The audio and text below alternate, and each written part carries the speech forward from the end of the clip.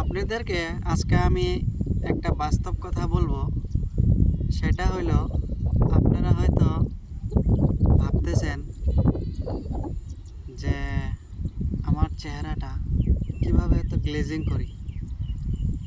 আমার চেহারাটা কিভাবে এত গ্লেজিং করি, এটা হলো উপরওয়ালার দান।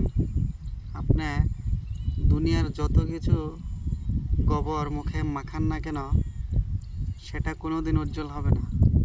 তবে এটা পাওয়ার জন্য আপনাকে মেহনত করতে হবে, সেগুলো আমি আপনাকে বলতে পারি।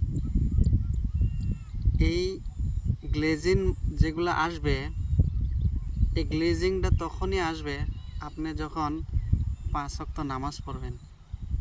5 ওয়াক্ত নামাজ পড়লে যেরকম আপনার গুণাগুলো ঝরে পড়ে যায়, আপনার সৌন্দর্যটাও, শরীরের সৌন্দর্যটাও সেরকম গ্লেজিং হয়।